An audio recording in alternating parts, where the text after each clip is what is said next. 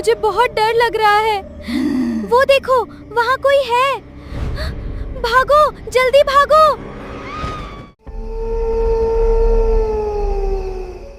एक गांव में नताशा नाम की लड़की रहती थी। वो बहुत ही सीधी सादी और सुशील थी। वो सबसे बड़े प्यार से बात करती थी। वो स्कूल भी जाती थी और पढ़ाई में भी आगे थी। और स्कूल की छुट्टी हो जाने के बाद टाइम से घर आ जाया करती थी। एक बार की बात है, उसने अपने पापा मनोहर से कहा, पापा पापा मुझे एक नया बैग चाहिए। नया बैग? अरे अभी तो तुम्हें एक नया बैग ला कर दिया था। पापा ये बैग तो फट गया है। बेटा, हमारे पास इतने पैसे नहीं है कि हम तुम्हें अभी एक नया बैग दिला दे। तुम तो जानते हो कि घर की हालात क्या है। खाने के लिए भी खाना बड़ी मुश्किल से मिल पाता है। हम तो बड़ी मुश्किल से तुम्हारी पढ़ाई का खर्चा निकाल रहे हैं और तुम हो कि नया बैग मांग रहे हो। अब तुम ही सोचो हम कहाँ से लेकर आए। ठीक है पापा, कोई बात नहीं, मैं इस पुराने बैग के सहारे ही काम निकाल लूंगी। नताशा घर के बाहर चली जाती है। उसे अपने घर की हालत अच्छी तरह पता थी, इसलिए वो कभी भी किसी चीज की जिद नहीं किया करती थी। लेकिन फिर भी नताशा मन ही मन सोचती रही कि उसका पुराना बैग तो फट गया है, अब वो क्या करे, अपनी किताबें कैसे लेकर स्कूल जाए। ये सोचते हुए नताशा चलती जाती है और चलते चलते जंगल में पहुंच जाती है। उसे पता भी नहीं चलता, जब वो अपने ख्यालों से बाहर निकलती है तब उसे ध्यान आता है, अरे मैं कहाँ गई। अरे नहीं, ये तो घना जंगल है, यहाँ पर किसी ने मुझे खा लिया तो पता भी नहीं चलेगा घर वालों को कि मैं मर चुकी हूँ। भगवान मेरी मदद करो। नताशा जोर जोर से रोने लगती है। इतने में ही पेड़ से आवाज आती है, बेटा क्या हो गया। अरे ये आवाज कहाँ से आई। नताशा ने देखा, अचानक पेड़ से एक चुड़ैल निकलकर बाहर आती है और वो नताशा से कहती है, नताशा क्या हुआ, तुम क्यों रो रही हो। अरे आप पेड़ से कैसे निकली, आप तो चुड़ैल जैसी दिखती हो। तुमने सही पहचाना, मैं एक चुड़ैल हूँ और इसी पेड़ पर रहती हूँ। लेकिन तुम मुझसे डरो नहीं, मैं तुम्हें कुछ नहीं करूँगी। मैं शाकाहारी चुड़ैल हूँ। तुम एक प्यारी लड़की हो और मेरे पास आकर तुम रो रही थी। मैं किसी को रोते हुए नहीं देख सकती। बताओ तुम्हें क्या चाहिए। मेरे घर की हालत बिल्कुल ठीक नहीं है। मेरे पिताजी के पास इतने पैसे नहीं है कि वो मुझे एक नया बैग लेकर दे सके। आप मुझे एक बैग दे देंगी। तुम तो मेरी प्यारी लड़की हो, मैं तुम्हारी मदद जरूर पूरी करूंगी। इतने में ही चुड़ैल नताशा को एक नया बैग दे देती है। नताशा बैग लेकर खुशी खुशी अपने घर चली जाती है।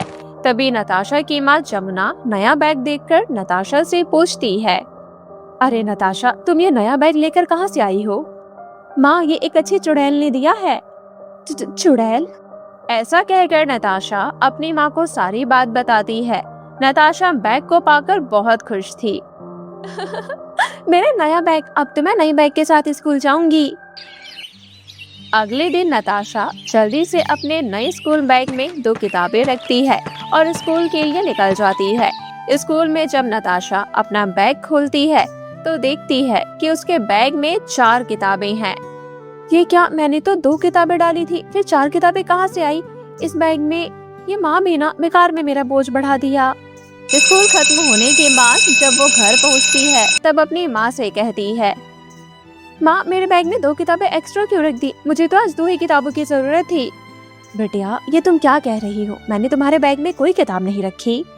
तो माँ मैं सिर्फ 2 किताबें लेकर गई थी और बैग में 4 किताबें हैं, ये कैसे हो सकता है, आप खुद ही देख लो। नताशा की माँ भी 4 किताबें देखकर हैरान हो जाती है। वो ये देखती है कि वो सारी किताबें एक जैसी है। नताशा भी सोच में पड़ जाती है, क्योंकि उसे कुछ समझ में नहीं आ रहा था। उसे नहीं पता था कि वो जादुई बैग है, इसलिए वो बैग पर ज्यादा ध्यान ना देकर उसे घर में रखकर खेलने के लिए चली जाती है।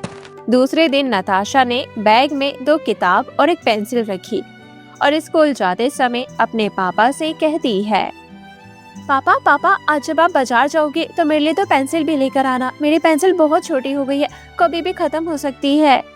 अभी अभी मैंने राशन वाले को उधार चुकता किया है, अभी मेरे पास पेंसिल खरीदने के लिए पैसे नहीं है बेटिया।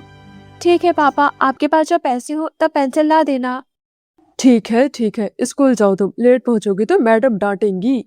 नताशा उदास होकर अपने स्कूल में चली जाती है और अपने बैग से पेंसिल और किताबें निकालने लगती है। वैसे ही वो देखती है कि उसके बैग में एक पेंसिल की जगह 2 पेंसिल थी। ये देखकर नताशा बहुत खुश हो जाती है और अब वो समझ गई कि ये बैग कोई साधारण बैग नहीं है।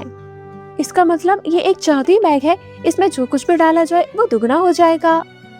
अब तो नताशा मांगे दिए हुए पैसे भी उसमें डाल देती है और वो पैसे भी एक की जगह दो हो जाते हैं।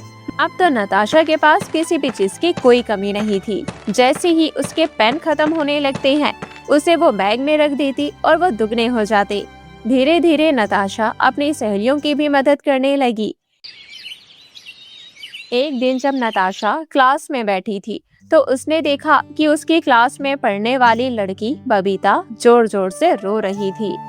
बबीता, तुम रो क्यों रही हो? क्या बताऊं नताशा, मेरा रबड़ खत्म हो गया, अब मैं कैसे मिटाऊंगी? लाओ अपना पुराना रबड़ मुझे दो। नताशा बबीता से उसका पुराना रबड़ लेकर अपने जादुई बैग में डाल देती है।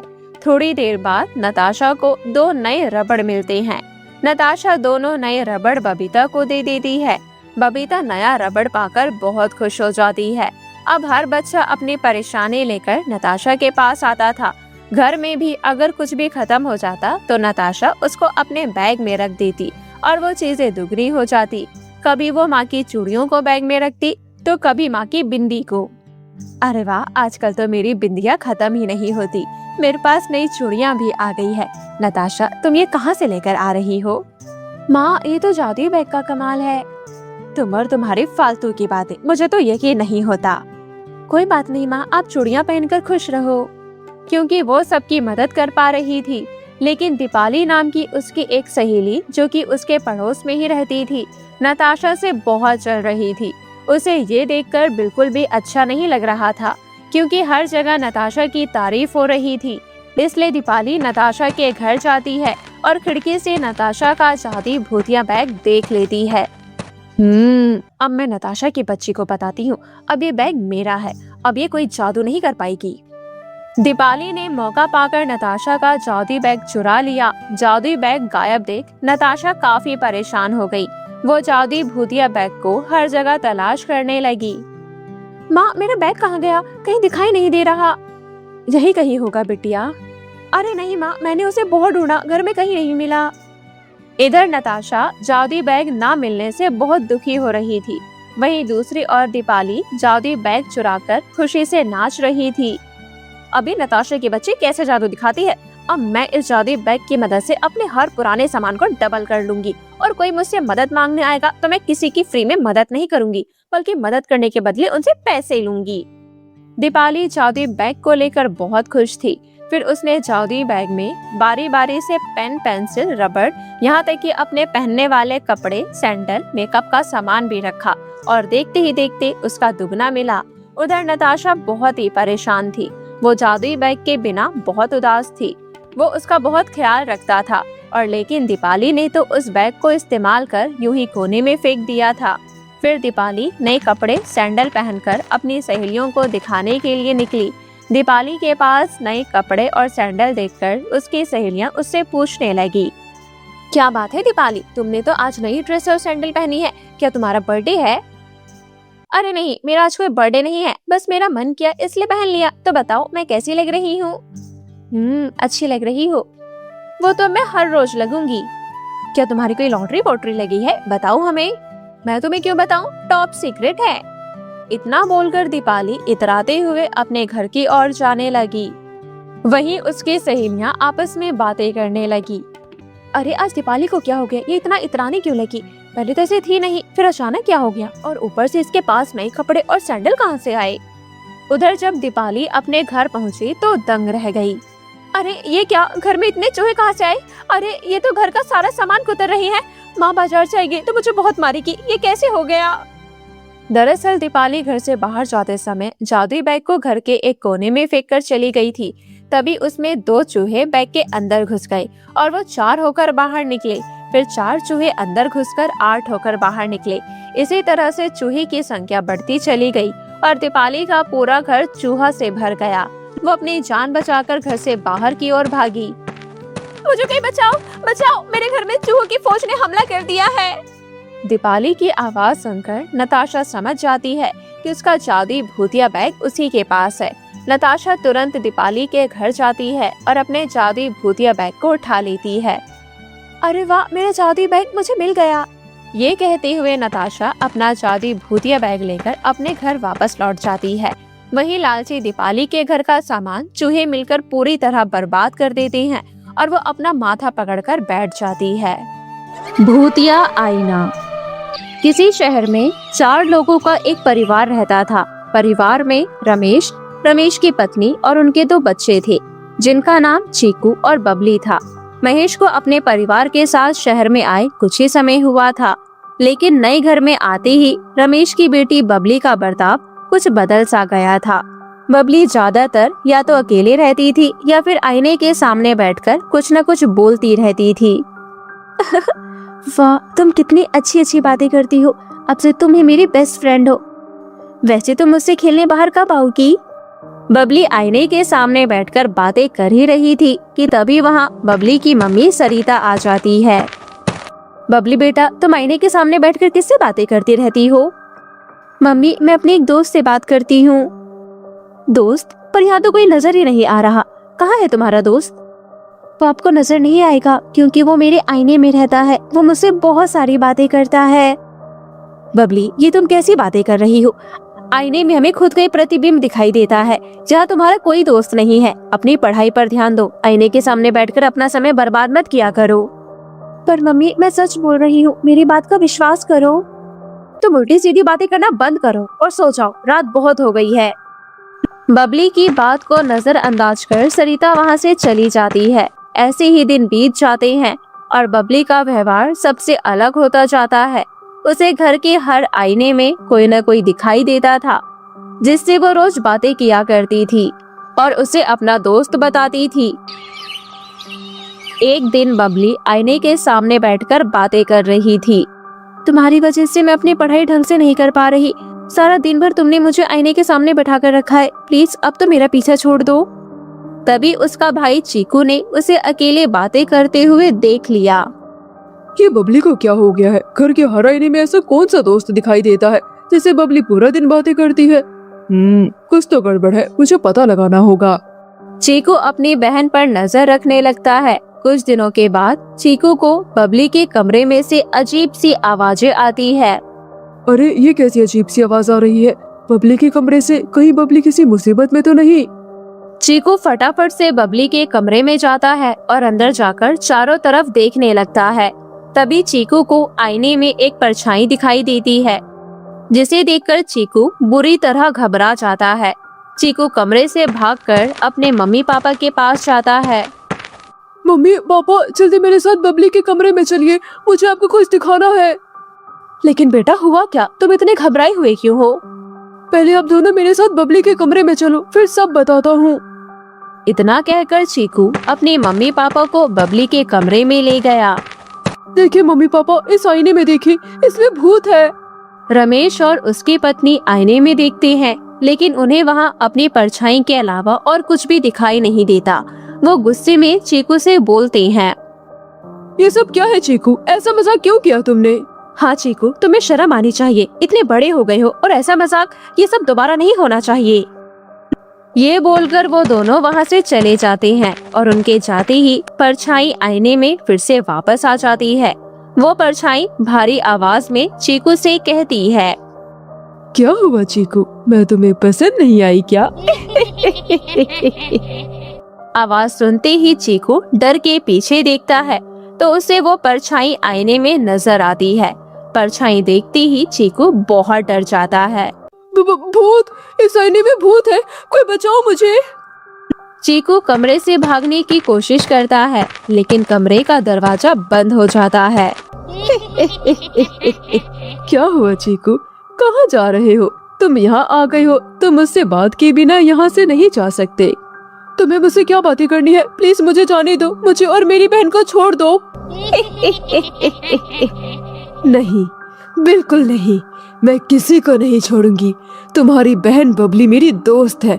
वो हर रोज मुझसे बहुत सारी बातें करती है। क्या वो तुमसे बातें क्यों करती है? क्योंकि हम दोनों दोस्त हैं और आज के बाद तुम्हें हर रोज मुझसे बात करनी होगी, नहीं तो मैं तुम्हें यहाँ से जाने नहीं दूंगी। अपनी जान बचाने के लिए चीकू उस परछाई की हाँ में हाँ मिला देता है। ठीक है, मैं तुमसे हर रोज यहाँ आकर बात करूँगा, लेकिन अब मुझे यहाँ से प्लीज जाने दो।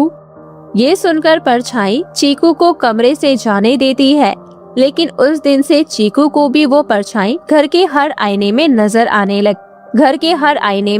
आने लगती है, जिसकी वजह से चीकू बहुत ज्यादा डर जाता है। ये परछाई तो कहीं भी मेरा पीछा नहीं छोड़ रही है, शायद इसीलिए बबली इससे बात करते रहती थी, लेकिन अब मैं क्या करूं? ये सोचते हुए चीकू उस परछाई से बचने के लिए घर के बाहर बने एक पार्क में चला जाता है। पार्क में चीकू को एक कोने में बबली बैठे हुए दिखाई देती है। चीकू बबली के पास जाकर बैठता है। बबली, मुझे माफ कर दो, मुझे अब समझ आ गया है कि कितने समय से तुम पर क्या बीत रही थी। वो परछाई तुम्हें बहुत परेशान कर रही है ना? हाँ भाई, जब हम इस घर में आए थे तब मेरे कमरे के आईने में मुझे वो परछाई दिखी थी। मैंने आप सबको बताने की बहुत कोशिश की, लेकिन वो कभी भी मुझे कुछ बोलने ही नहीं देती थी। और फिर धीरे धीरे ये मुझे घर के हर आईने में दिखने लगी और मुझसे बातें करने लगी। मुझे माफ कर दो बबली, मुझे पहले ही समझ जाना चाहिए था कि तुम्हें कोई परेशानी है, लेकिन मैं नहीं समझ पाया। ये परछाई मुझे भी दिखाई दी और उसने हर रोज मुझसे बात करने के लिए बोला है, और तो और वो मुझे घर के हर आईने में दिख रही है। भाई, अगर आपने एक बार उस परछाई की बात मान ली तो फिर वो घर में किसी भी जगह आपका पीछा नहीं छोड़ेगी। आप जब भी किसी आईने के सामने जाओगे तो वो आपको जरूर नजर आएगी। चीकू परछाई से पीछा छुड़ाने के बारे में सोचने लगता है। रुको, मैं कुछ सोचता हूँ इस मुसीबत से छुटकारा पाने का। हाँ भैया, जल्दी ही कोई आइडिया निकालो, वरना ये परछाई हमारे पीछा नहीं छोड़ेगी। थोड़ी देर सोचने के बाद चीकू कहता है, मुझे आइडिया मिल गया। चलो बबली, जल्दी चलो, मुझे तुम्हारी मदद की जरूरत पड़ेगी। बस एक ही रास्ता है हमारे पास उस परछाई से छुटकारा पाने का। घर जाकर चीकू और बबली एक आईने के सामने जाते हैं, और जैसे ही उन्हें परछाई नजर आती है तो वो उस आईने को लेकर बबली के कमरे में चले जाते हैं, और ऐसे ही एक एक करते हुए घर के सारे आईने उस कमरे में ले जाते हैं। तभी उन आईनों में से परछाई के चिल्लाने की आवाज आती है। ये क्या कर रहे हो तुम? मैं तुम में से किसी को जिंदा नहीं छोड़ूंगी। परछाई के चिल्लाने की आवाज चीकू और बबली के माता पिता भी सुन लेते हैं, और वो दौड़ते हुए बबली के कमरे में जाते हैं। चीकू और बबली, ये सब क्या हो रहा है? घर के सारे आईने यहाँ पर क्यों रखे हैं? और ये आवाज किसकी थी? मम्मी पापा, मैं आपको कुछ दिखाना चाहता हूँ। आईने की तरफ ध्यान से देखो, आपको इसमें परछाई दिखाई देगी। जैसे ही रमेश और सरिता आईने की तरफ देखते हैं, तभी परछाई दोबारा आईने में से बोलती है, तुम सब मरने के लिए तैयार हो जाओ। आईने में से परछाई को बोलते देख सरिता डरकर बेहोश हो जाती है। चीकू, मम्मी को क्या हो गया? घबराओ नहीं बबली, मम्मी बेहोश हो गई है। मम्मी को थोड़ी देर बाद होश आ जाएगा। पापा, जल्दी से मम्मी को दूसरे कमरे में लेकर जाओ। पर चीकू बेटा, आखिर ये सब हो क्या रहा है? पापा, आपको सारी बात बताऊंगा, पहले हमें दूसरे कमरे में मम्मी को लेकर चलना चाहिए। चीकू और रमेश मिलकर सरिता को दूसरे कमरे में ले जाते हैं। थोड़ी देर में सरिता के होश में आने के बाद बबली और चीकू उन्हें सारी बात बताते हैं, जिसे सुनकर वे दोनों हैरान रह जाते हैं। फिर वो फैसला करते हैं कि अब वे लोग उस घर में नहीं रहेंगे। चीकू की माँ, जल्दी से सामान पैक कर लो, हमें अभी इस घर को छोड़कर जाना होगा। हाँ पापा, आप बिल्कुल सही कह रहे हैं, लेकिन उससे पहले उस कमरे को लॉक कर देना चाहिए। तभी आईने के अंदर से परछाई बोलती है, नहीं, ऐसा मत करना, वरना अच्छा नहीं होगा। लेकिन चीकू चतुराई से बबली के कमरे में रखे उन सब आईने को वहीं लॉक कर देता है, और उस घर को छोड़कर हमेशा के लिए अपने परिवार के साथ वहां से चला जाता है। एक बार की बात है, मुंबई में एक गरीब परिवार रहता था। मोहन मेहनत मजदूरी करके पैसे कमाता था और उसकी पत्नी गीता घर संभालती थी। उनकी इकलौती बेटी रानी भी थी, जो पढ़ाई में बहुत ही ज्यादा होशियार थी। अपनी बेटी को पढ़ाने के लिए मोहन को और भी ज्यादा मेहनत करनी पड़ती थी, और रानी भी मेहनत और लगन से पढ़ाई करती थी ताकि वो अपने घर की गरीबी को खत्म कर सके। ऐसे ही समय बीत रहा था। अचानक मोहन जहाँ मजदूरी करता था वहाँ से उसे निकाल दिया जाता है। अब रानी की स्कूल की फीस भी जमा नहीं हो पा रही थी और घर का राशन भी खत्म हो गया था, इसलिए उन्हें कुछ दिनों से भूखा सोना पड़ रहा था। एक दिन गीता अपने पति से कहती है, देखिए जी, अब हम मुंबई जैसे बड़े शहर में नहीं रह सकते। घर का किराया, राशन, सपना की स्कूल की फीस, ये सब कैसे जुटा पाएंगे हम? आपकी तो नौकरी भी छूट गई है, इसलिए मैं तो कहती हूँ अपना बोरिया बिस्तर बांधिए और अपने गांव वापस चलते हैं। छोटी सी जमीन है, वहीं पर आप खेती बाड़ी कर लेना, कम से कम भूखे रहने की नौबत तो नहीं आएगी। मम्मी, अगर हम गांव चले जाएंगे तो मेरी पढ़ाई का क्या होगा? गांव में तो अच्छे स्कूल भी नहीं होते। मेरी पढ़ाई का क्या होगा? मैं पढ़ना चाहती हूँ, मैं अपने पैरों पर खड़ा होना चाहती हूँ और आप दोनों की हर ख्वाहिशों को पूरा करना चाहती हूँ। और ये तभी मुमकिन हो सकता है जब मैं पढ़ लिखकर कुछ बन जाऊंगी, और गांव में तो अच्छी तरह पढ़ाई भी नहीं होती। अरे रानी बिटिया, पेट में कुछ होगा तभी तो कुछ पढ़ पाओगी ना, और खाने को ही नहीं मिलेगा तो कैसे होगा? और बेटी, तुम्हारे स्कूल की फीस भी तो इतनी ज्यादा है, अब तुम्हारे पिताजी तुम्हारे स्कूल की फीस जमा नहीं कर सकते। बिटिया, घर का किराया सब कुछ बहुत ज्यादा हो रहा है, हमें गांव जाना ही होगा, और हमारे गांव में भी स्कूल है। मोहन को भी अपनी पत्नी की बात समझ में आ जाती है और वो अपनी बेटी को समझाता है। अपने माता पिता की बात रानी को समझ में आ जाती है और वो अपने घर के हालातों को देखकर गांव जाने का फैसला कर लेती है और पूरा परिवार अपने गांव वापस आ जाता है। उनका अपना एक छोटा सा घर था, एक छोटी सी जमीन थी जिस पर मोहन सब्जियां उगाकर उन्हें बेचना शुरू कर देता है। धीरे धीरे उनके घर की स्थिति ठीक होती जा रही थी। अब पूरा परिवार 2 समय का खाना खा पा रहा था। अब रानी अपना स्कूल में एडमिशन करवाने के लिए कहती है, मम्मी, अब तो मेरे स्कूल में एडमिशन करवा दीजिए ना, मैं स्कूल जाना चाहती हूँ। तभी वहाँ मौजूद उनकी पड़ोसन राधिका कहती है, अरे सावित्री बहन, अपनी बिटिया को गांव के स्कूल में पढ़ने मत भेजना। आपको पता है, जो भी उस स्कूल में पढ़ने जाता है वो बच्चा पढ़ लिख कर अपने माता पिता को छोड़ विदेश चला जाता है और अपने माता पिता की तरफ पलट कर भी नहीं देखता कि वो जी रही है या मर चुकी है। नहीं राधिका आंटी, ऐसी बात नहीं है। मैं अपने माता पिता को कभी छोड़कर नहीं जाऊंगी। और मैंने भी अपने गांव के स्कूल के बारे में बहुत सारी अफवाहें सुनी हैं, और वैसे भी सब बच्चे एक जैसे नहीं होते। मम्मी, बस आप मेरे स्कूल में एडमिशन करवा दीजिए। गीता बहन, आपकी बेटी आपकी मर्जी, मेरा काम था आपको समझाना। अब आपके समझ में ही नहीं आ रहा तो कोई क्या ही कर सकता है। आप अपनी बेटी को गांव के स्कूल में भेज दीजिए। जब वो पढ़ लिख कर विदेश चली जाएगी ना, तब आपको पता चलेगा कि मैं ठीक ही कह रही थी। गांव वाले अपने बच्चों को गांव के स्कूल में भेजते हुए डरते थे, क्योंकि जो भी उस स्कूल में पढ़ता था वो बच्चा पढ़ लिख कर कभी अपने माता पिता के पास वापस नहीं आता था। उन्हें ऐसा लगता था कि उनके बच्चे उन्हें छोड़कर विदेश जा चुके हैं। रानी को ये सब बातें अफवाह लग रही थी, इसलिए वो अपने माता पिता से जिद करके अपना गांव के ही स्कूल में एडमिशन करवा लेती है। और आज रानी का स्कूल में पहला दिन था।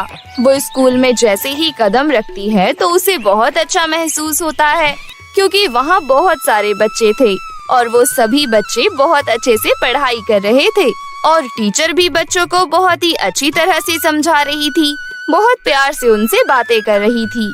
ये सब देखकर रानी की आंखें खुली की खुली रह जाती है। अरे, ये स्कूल तो कितना ज्यादा अच्छा है। इस स्कूल में कितनी ज्यादा अच्छी पढ़ाई हो रही है। गांव वाले भी पागल ही हैं। अगर उनके बच्चे इतनी अच्छी पढ़ाई कर रहे हैं तो उन्हें क्या परेशानी है। सभी टीचर्स कितने अच्छे से समझा रही हैं। ऐसी पढ़ाई तो मेरे स्कूल में भी नहीं होती थी जैसे यहाँ पर हो रही है। मैडम, मुझे आपसे एक सवाल पूछना है। हाँ रानी बेटा, पूछो, तुम्हें क्या पूछना है। और वैसे भी तुम तो हमारे स्कूल की नई स्टूडेंट हो, तुम्हें चॉकलेट खाने को मिलेगी। इतना कहकर मैडम रानी को सवाल समझा देती है और कहती है, इसी तरह मन लगाकर और लगन से पढ़ाई करती रहना। छुट्टी के बाद मेरे कैबिन में आना, तुम्हें चॉकलेट दूंगी। मैडम रानी को बहुत अच्छी तरह से समझाती है। रानी को सभी टीचर्स का स्वभाव बहुत ही अच्छा लगता है और वो छुट्टी होने के बाद मैडम के कैबिन में जाती है। उसे उसकी क्लास टीचर एक बड़ी सी चॉकलेट खाने को देती है, जो बहुत ही ज्यादा महंगी थी। रानी चॉकलेट लेकर बहुत ही ज्यादा खुश होती है और अपने घर जाने लगती है। जिस स्कूल में मेरा एडमिशन हुआ है वो स्कूल कितना अच्छा है। मुझे कितनी ज्यादा महंगी और बड़ी चॉकलेट भी दी है मैडम ने। मैंने तो अपनी जिंदगी में कभी ऐसी चॉकलेट नहीं खाई। चलो घर जाने से पहले इस चॉकलेट को खा लेती हूँ। इस नदी के पास बैठकर खाऊंगी। ठंडी ठंडी हवा चल रही है, बहुत मजा आएगा। ऐसा सोचकर रानी वहीं नदी के पास बैठकर अपनी चॉकलेट खोलकर जैसे ही खाने वाली होती है, तभी एक तेज हवा का झोंका आता है और रानी के हाथ से वो चॉकलेट गिरकर नदी में डूब जाती है। रानी को बहुत दुख होता है कि उसे चॉकलेट खाने को मिली मगर वो उसे खा ना सकी और वो रोते हुए अपने घर वापस आ जाती है और अपने माता पिता को अपने गांव के स्कूल के बारे में सब बताती है। मम्मी, आपको पता है मेरा स्कूल बहुत ज्यादा अच्छा है। वहाँ पर बहुत ही ज्यादा अच्छी पढ़ाई होती है। मुंबई से आते हुए तो मैं डर रही थी कि कहीं मेरा भविष्य खराब ना हो जाए, मेरी पढ़ाई का क्या होगा। लेकिन अगर मैं इस स्कूल में पढ़ती रही तो देखना, मैं आपका नाम जरूर रोशन करूंगी। सभी टीचर बहुत अच्छे हैं और आपको पता है एक टीचर ने तो मुझे बहुत बड़ी और बहुत महंगी चॉकलेट दी थी, लेकिन वो नदी में गिर गई, मैं उसे खा ना सकी। ये तो बहुत अच्छी बात है बिटिया कि तुम्हारा स्कूल में मन लग गया और इस स्कूल में पढ़ाई भी अच्छी हो रही है। इतने कम पैसों में अच्छी पढ़ाई तुम्हें मिल जाएगी, इससे अच्छी बात हमारे लिए क्या ही हो सकती है। गांव हमारे लिए अच्छा साबित हुआ है। अच्छा बिटिया, अब तुम पढ़ाई करो, मैं तुम्हारे लिए गर्मा गर्म खाना बना देती हूँ। रानी और उसके माता पिता बहुत ही ज्यादा खुश थे। अगले दिन रानी अच्छे से तैयार होकर दोबारा से अपने स्कूल जाती है और आज जब रानी स्कूल जाती है तो उसकी चीख निकल जाती है, क्योंकि कल तक जो बच्चे उसे साधारण बच्चे नजर आ रहे थे वो सब भूत बन चुके थे, शैतान बन चुके थे और जो टीचर्स पढ़ा रही थीं वो सब चुड़ैल बन चुकी थीं। ये सब देखकर उसकी चीख निकल जाती है। नहीं नहीं, ऐसा नहीं हो सकता। ये सब बच्चे भूत और शैतान हैं और टीचर चुड़ैल है। ये स्कूल साधारण स्कूल नहीं है, ये तो भूतिया स्कूल है। यहाँ पर तो भूतों को पढ़ाया जाता है। मुझे यहाँ से भागना होगा, मैं भूतिया स्कूल में नहीं पढ़ सकती। ये भूतों का स्कूल है। रानी, आज हमसे पढ़ाई नहीं करोगी। आज मैं तुम्हें सारे क्वेश्चन बहुत अच्छे से समझा दूंगी। कल की चॉकलेट तुम्हें कैसी लगी? स्वादिष्ट लगी ना? हमारे यहाँ की चॉकलेट बहुत ही ज्यादा स्वादिष्ट होती है। चलो सब बच्चों के साथ बैठकर पढ़ाई करो। रानी को बहुत ही ज्यादा डर लग रहा था और वो डर के मारे स्कूल से भाग भी नहीं सकती थी। उसके पसीने छूट रहे थे, उसका शरीर कांप रहा था। जब रानी की क्लास टीचर पढ़ाकर अपने कैबिन में चली जाती है तो रानी उनके पीछे पीछे जाती है। उसे डर तो बहुत लग रहा था, लेकिन वो इस भूतिया स्कूल का राज जानना चाहती थी और वो डरते डरते मैडम के पीछे जाती है। सोनिया मैडम अपने कैबिन में जाकर अपनी सरदार से मिलती है। कल हमारे स्कूल में जो नई लड़की का एडमिशन हुआ था, मैंने उसे चॉकलेट खिला दी है। वो हमारे स्कूल में आज भी पढ़ने आई है और उसे हम साधारण इंसान ही लग रहे हैं। तभी तो वो हमसे पढ़ रही थी, वरना हमसे डरकर भाग ही जाती। अब वो रोज हमारे स्कूल में पढ़ने आएगी और जब उसकी पढ़ाई पूरी हो जाएगी तो वो हमारी तरह हमारी मंडली में शामिल हो जाएगी। इस गांव के हमने 99 बच्चों को तो भूत बना दिया है और उनके माँ बाप को लगता है कि उनके बच्चे पढ़ लिख कर विदेश जा चुके हैं। बस ये आखिरी स्टूडेंट है।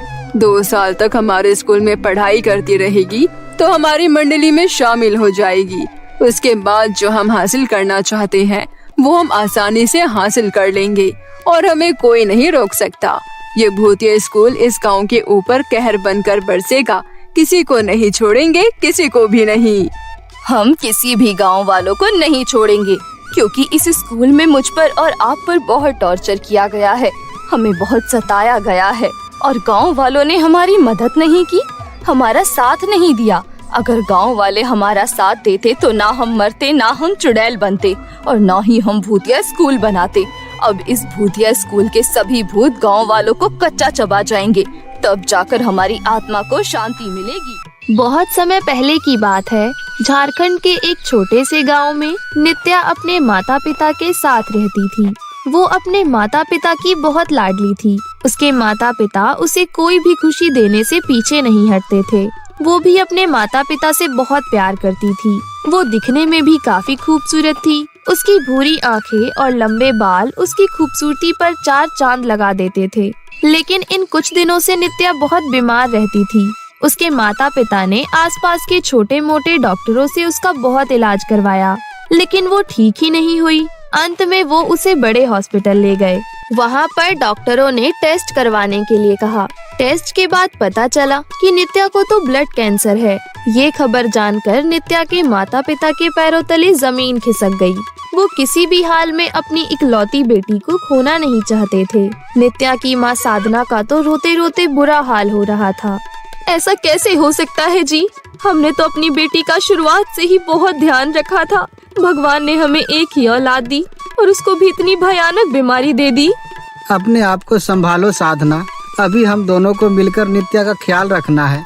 अगर तुम इस तरह टूट जाओगी तो हम नित्या को कैसे संभालेंगे? तब से नित्या के माता पिता उसका बेहद ख्याल रखने लगते हैं। नित्या अपनी बीमारी के बाद से अनजान थी। धीरे धीरे उसके सर से सारे बाल टूटने लगे और देखते ही देखते वो बिल्कुल टकली हो गई। जब वो अपने आप को आईने में देखती तो रोने लगती थी। उसे अपने गंजेपन की वजह से स्कूल जाने का भी मन नहीं करता था। एक दिन, माँ मैं आज स्कूल नहीं जाऊंगी, बच्चे मुझे टकली टकली बोलकर बहुत चिढ़ाते हैं। जो बच्चा तुम्हें चिढ़ाता है उनसे बात मत किया करो बेटा, सिर्फ अच्छे बच्चों से दोस्ती रखा करो। तुम्हारे एग्जाम आने वाले हैं ना, तुम्हारा स्कूल जाना जरूरी है। आज वैसे भी मैंने लंच में तुम्हें बहुत टेस्टी चीज दी है। ये सुनकर नित्या खुश हो जाती है और कहती है, अच्छा बताओ क्या दिया है आपने मुझे आज लंच में? ये तुम्हारा सरप्राइज है, जब तुम लंच में अपना लंच बॉक्स खोलोगी तब देखना। नित्या एक्साइटेड होकर फटाफट अपने स्कूल यूनिफॉर्म पहनती है और अपनी मम्मी को बाय कहकर स्कूल के लिए निकल जाती है। साधना अपनी बेटी को खुश रखने के लिए कुछ भी करने को तैयार थी। दूसरी तरफ जब नित्या स्कूल पहुंचती है तो लड़कियां उसे देखकर हंसने लगती हैं और उसका मजाक बनाने लगती हैं। क्या है, तुम लोग मुझे देखकर हंस क्यों रही हो? अगर तुमने फिर से ऐसा किया तो मैं टीचर से तुम लोगों की शिकायत कर दूंगी। ठीक है, अगर तुम टीचर से शिकायत कर दोगी तो टीचर को हम भी कह देंगे कि टीचर आपने ही तो हमें सिखाया है कि जिसके सर पे बाल नहीं होते उसको टकली कहते हैं, इसलिए हम तुम्हें टकली कहते हैं। उस लड़की की बात सुनकर वहाँ खड़ी सभी लड़कियाँ जोर जोर से हंसने लगती हैं। नित्या किसी को कोई जवाब दिए बिना वहाँ से चली जाती है। इसी तरह पूरा दिन स्कूल में बच्चे उसका मजाक बनाते रहते और उससे कोई भी बात करना पसंद नहीं करता था। उसे इन सब चीजों का बहुत बुरा लगता था। उस दिन नित्या बहुत उदास होकर घर जाती है। जब वो घर पहुंचती है तो उसकी मम्मी उससे कहती है, क्या हुआ बेटा, तुम कुछ उदास सी लग रही हो? हमेशा की तरह आज भी स्कूल में बच्चों ने मुझे बहुत चिढ़ाया। कोई भी मुझसे बात नहीं करना चाहता माँ, ऐसा क्यों है? मैं गंजी क्यों हूँ माँ? मेरे सर पर बाल क्यों नहीं है? नित्या की ये बात सुनकर साधना की आंखों में आंसू आ जाते हैं। अपनी माँ को देखकर नित्या भी रोने लगती है। रोने की वजह से उसकी तबीयत बिगड़ जाती है और वो बेहोश हो जाती है। ये सब देखकर साधना बहुत घबरा जाती है। बेटा क्या हुआ बेटा, उठो, क्या हो गया तुम्हें? तुम आंखें क्यों नहीं खोल रही हो? साधना तुरंत अपने पति को फोन करती है। उसका पति तुरंत ऑफिस से घर आता है और नित्या को लेकर दोनों हॉस्पिटल जाते हैं। डॉक्टर नित्या का इलाज करते हैं और कहते हैं, देखिए नित्या का कैंसर अभी लास्ट स्टेज पे पहुंच गया है। अब नित्या को कोई भी दवाई नहीं बचा सकती। अब तो पता नहीं कब नित्या आप लोगों को छोड़कर चली जाएगी। डॉक्टर की बात सुनकर साधना और उसका पति बहुत मायूस हो जाते हैं और उसे लेकर घर आ जाते हैं। अब तबीयत ज्यादा खराब होने की वजह से नित्या घर पर ही रहती थी। वो अपने आप को आईने में देखकर बहुत दुखी हो जाती थी। इसी तरह एक दिन उनकी गली में एक फेरी वाला आया, जिसके पास सुंदर सुंदर हेयर बैंड, कान की बालियां, रंग बिरंगे रिबन और बच्चों की क्यूट क्यूट सैंडल थी। उसने जैसे ही जोर जोर से आवाज लगाकर सामान बेचना शुरू किया, सुंदर सुंदर हेयर बैंड ले लो, कान की बालियां ले लो, रंग बिरंगे रिबन ले लो, क्यूट क्यूट से सैंडल ले लो। तब नित्या खुश होकर उसे देखने बरामदे पर आ गई। फिर दौड़ी दौड़ी अपनी माँ के पास गई। माँ, बाहर गली में बहुत सुंदर सुंदर सैंडल और हेयर बैंड बिक रहे हैं, उसमें से तुम्हें कुछ चाहिए क्या बेटी? नहीं माँ, मुझे उसमें से कुछ भी नहीं चाहिए। उसमें कोई भी चीज मेरे काम की नहीं है। मैं हेयर बैंड कहाँ लगाऊंगी? मेरे सर पर तो बाल ही नहीं है और सैंडल पहनकर मैं कहाँ जाऊंगी? आप तो मुझे कहीं बाहर लेकर भी नहीं जाती हो। इतना कहकर नित्या उदास होकर अपने कमरे में चली गई। बेचारी साधना बहुत दुखी थी क्योंकि वो अपनी बेटी से बहुत प्यार करती थी। इसलिए वो उदास नित्या को मनाने के लिए उसका फेवरेट केक लेने जाती है। जब वो केक लेकर वापस लौट रही थी तभी उसे वहाँ पर एक छोटी सी बच्ची दिखती है। वो बच्ची साधना का पल्लू खींचने लगती है। क्या हुआ, तुम मेरा पल्लू क्यों खींच रही हो?